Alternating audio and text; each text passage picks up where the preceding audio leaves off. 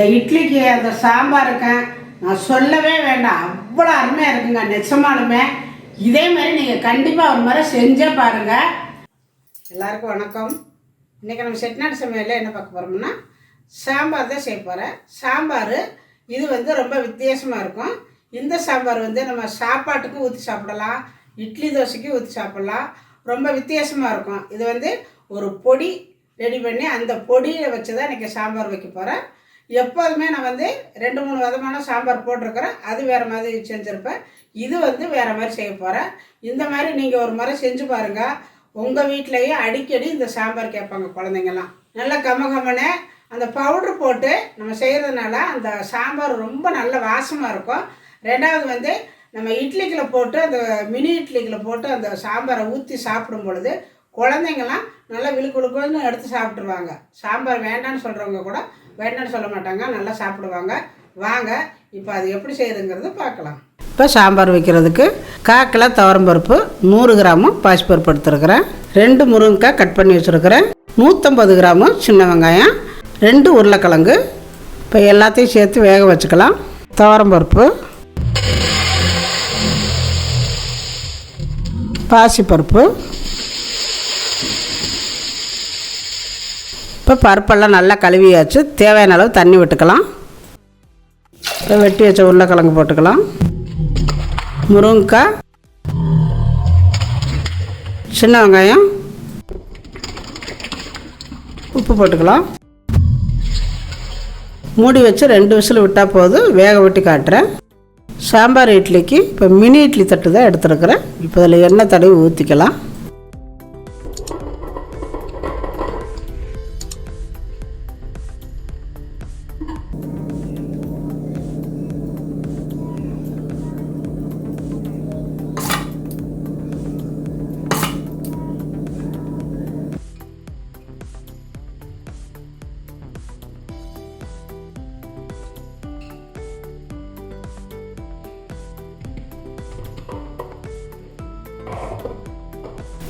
இப்போ வேக வச்சு எடுத்துக்கலாம்.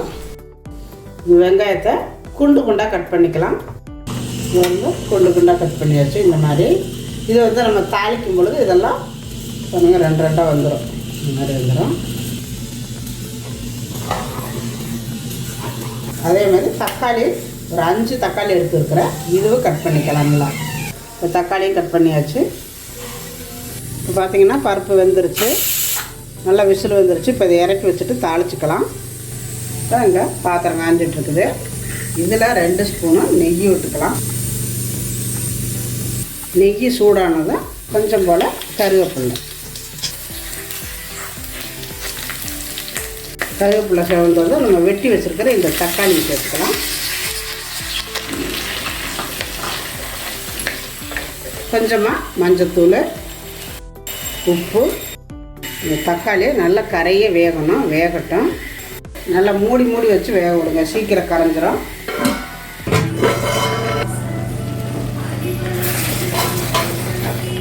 நல்லா கிண்டி விட்டுக்கணும்.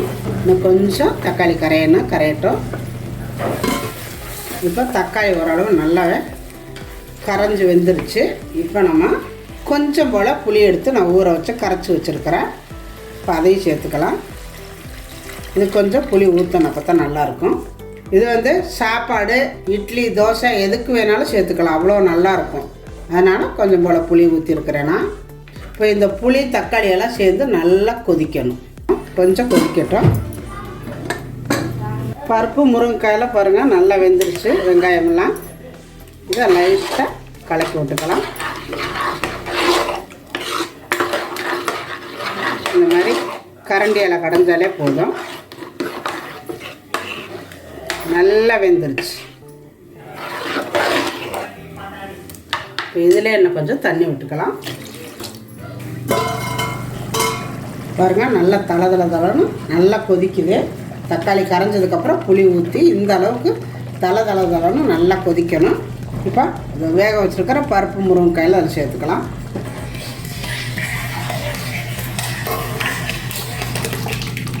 சேர்த்துட்டு உங்களுக்கு எந்த அளவுக்கு அந்த கெட்டி வேணுமோ அந்த அளவுக்கு தண்ணி சேர்த்துக்கோங்க. ஓரளவு கொஞ்சம் லூஸாக இருந்தால் தான் நம்ம இட்லி சாம்பாருக்கெல்லாம் நல்லாயிருக்கும்.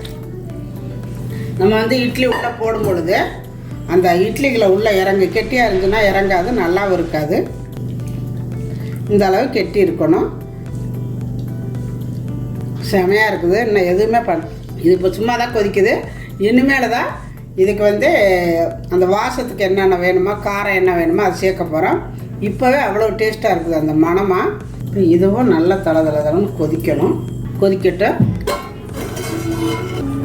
கொஞ்சம் நல்லா கொதிக்குது தளன்னு.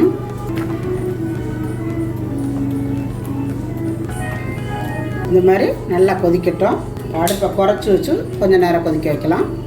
இப்போ இதுக்கு நம்ம வந்து இது வரல எந்த பொடியும் சேர்க்கலை, மஞ்சத்தூள் மட்டும் தான் போட்டிருக்கிறேன்.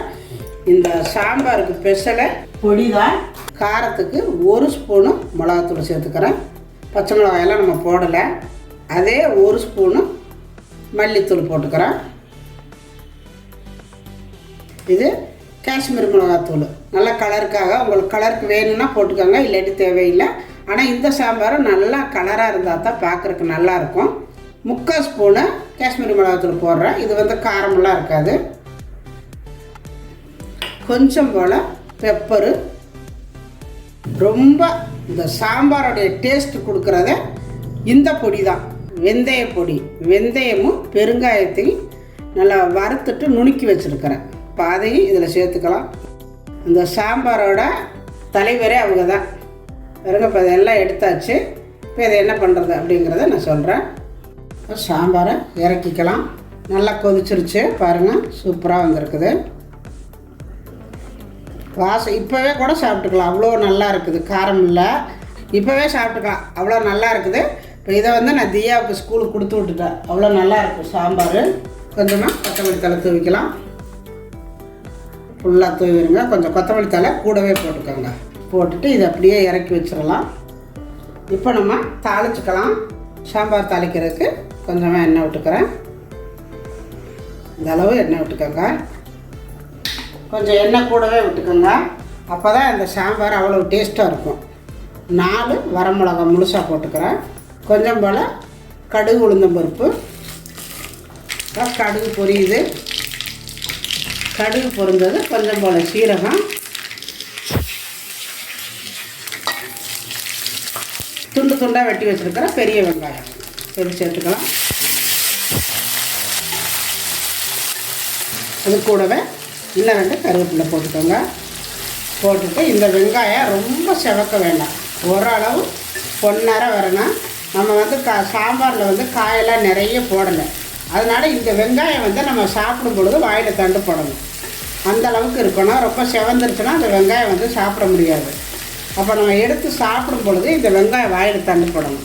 அப்படி இருந்தால் தான் அந்த சாம்பார் வந்து நல்ல டேஸ்ட்டாக இருக்கும். அதனால் ரொம்ப வதங்காமல் பார்த்துக்கோங்க. பாருங்க, ஓரளவு பொன்னரை வந்துருச்சு, ரொம்ப செவக்கக்கூடாது, ஓரளவு செவந்துருச்சு. இப்போ வந்து நம்ம என்ன பண்ணணும்னா, இந்த நம்ம எடுத்து வச்சுருக்கிற மிளகாத்தூள் பூரா இப்போ இதில் சேர்த்துக்கலாம். அடுப்பை வந்து நல்லா ஸ்லோ பண்ணிடுங்க. போட்டுட்டு இந்த எண்ணெய்க்கில் இந்த வெங்காயத்தோடு சேர்ந்து இந்த எண்ணெய்க்கில் அந்த மிளகாயெல்லாம் சேர்ந்து இந்த பச்சை வாசம் போகணும். நல்லா பச்சை வாசம் போக அடுப்பை நல்லா ஸ்லோ பண்ணிடுங்க. கைவிடாமல் கிளறிக்கிட்டே இருக்கணும், இல்லாட்டி கரிஞ்சு போயிடும். இந்த அளவு நீங்கள் கிண்டிட்டிங்கன்னா அந்த வெங்காயத்தோடு சேர்ந்து அந்த வெங்காயம் இந்த மிளகா எல்லா தூளும் சேர்ந்து இந்த வெங்காயத்துக்குள்ளே சார்ந்து அந்த எண்ணெயோடு சேர்ந்து நம்ம ஃப்ரை பண்ணும் பொழுது அவ்வளோ அருமையாக இருக்குங்க அந்த சாம்பார். நீங்கள் இந்த மாதிரி ஒரு முறை கண்டிப்பாக நீங்கள் பண்ணி பாருங்கள், அப்புறம் சொல்லுவீங்க. அந்த எண்ணெய் வெங்காயம்லாம் சேர்ந்து எவ்வளோ நல்லா கொதித்து வேகுது அந்த வெங்காயம். அப்போ அந்த வெங்காயத்தை நம்ம வந்து சாம்பாருக்குலேருந்து எடுத்து சாப்பிடும் பொழுது அவ்வளோ டேஸ்ட் கிடைக்கும். இப்போ இதில் தூக்கி போதும் சாம்பாரை ஊற்றிக்கலாம். பாருங்கள், இப்போ இதில் ஊற்றிக்கலாம். இதில் தான் தூக்கி ஊற்றணும். உங்களுக்கு இதில் ஊற்றுனீங்கன்னா தான் நல்லாயிருக்கும்.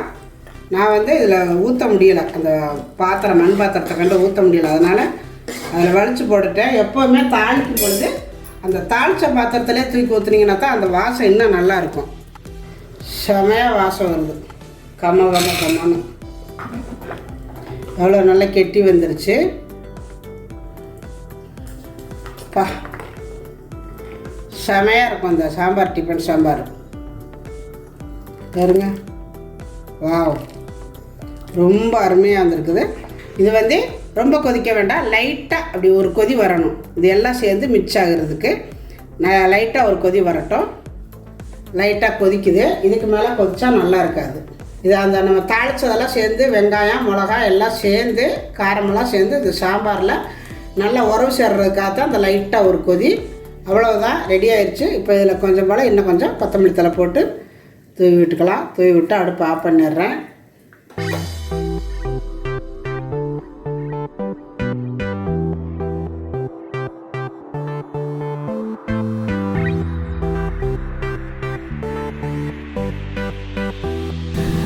இப்போ அன்னபூர்ணாவில் போய் சாப்பிட்டா எப்படி இருக்குமோ அதே டேஸ்ட்டு அதே மணத்தில் இந்த சாம்பார் இருக்குது. இந்த சாம்பாருக்கு வந்து ஸ்பெஷலே அந்த பொடி தான். நீங்கள் இதே மாதிரி செஞ்சு கொடுத்தீங்கன்னா குழந்தைங்களாம் ரொம்ப விரும்பி சாப்பிடுவாங்க. ரெண்டாவது வந்து இந்த சாம்பார் சாப்பிட்றதுக்கு நம்ம அன்னபூர்ணாவுக்கு போகணுங்கிறதுல நம்ம வீட்டிலையே நம்ம செஞ்சு சாப்பிடலாம். எங்கள் பாப்பா தியா வந்து இன்றைக்கி நிறைய இட்லி சாப்பிட்டா. அம்மாச்சி நல்லா இருக்குன்னு இதே கேட்டுக்கிட்டே இருக்கிறா. இந்த அன்னபூர்ணா சாம்பார் செய்யுமான்னு இன்றைக்கி தான் செஞ்சு கொடுத்துருக்குறேன். நல்லா சாப்பிட்ருக்குறா. நீங்களும் உங்கள் குழந்தைகளுக்கு இதே மாதிரி செஞ்சு கொடுங்க, நல்லா சாப்பிடுவாங்க குழந்தைங்களாம்.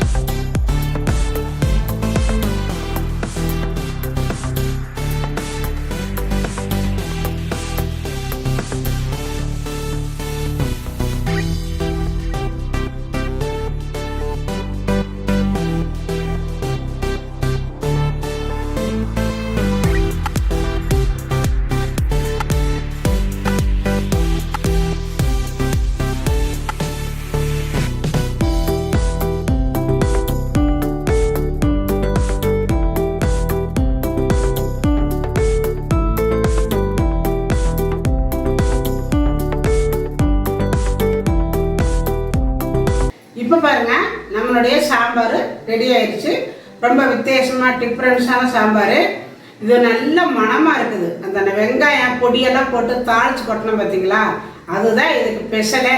வெங்காயம் அந்த பொடி போட்டு வதக்கணும் பார்த்தீங்களா, அது ரொம்ப பக்குவமாக வதக்கணும். அடுப்பை நல்லா ஸ்லோவில் வச்சுட்டு அதுதான் அவ்வளோ மணமாக இருக்குது. வீடே நல்ல மணமாக இருக்குது, சூப்பராக இருக்குது.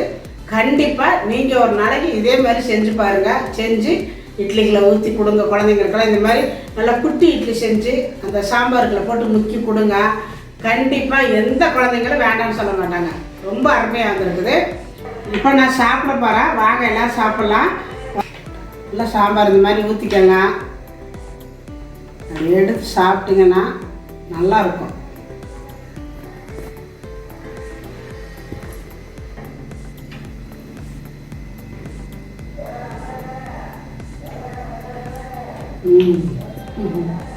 இந்த இட்லிக்கு அந்த சாம்பாருக்கு நான் சொல்லவே வேண்டாம், அவ்வளோ அருமையாக இருக்குங்க. நிஜமாலுமே இதே மாதிரி நீங்கள் கண்டிப்பாக ஒரு முறை செஞ்சே பாருங்கள். இட்லியில் அந்த சாம்பாரை ஊற்றி சாப்பிட்டு பாருங்கள், அருமையாக இருக்குது. அதுவும் அந்த மினி இட்லிக்கு அதுக்கு அந்த சாம்பார்லாம் உள்ளே நல்லா பூந்துருச்சு. பூந்த உடனே அப்படி எடுத்து சாப்பிட அவ்வளோ அருமையாக இருக்குது. உள்ளே போயிட்டே இருக்கு பாருங்கள்.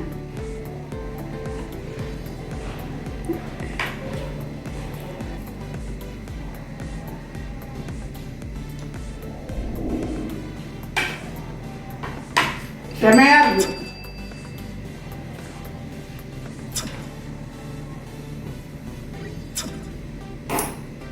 இதே மாதிரி நீங்களும் செஞ்சு பாருங்கள். செஞ்சு பார்த்துட்டு எப்படி இருந்துச்சுன்னு எனக்கு கமெண்ட்டில் சொல்லுங்கள்.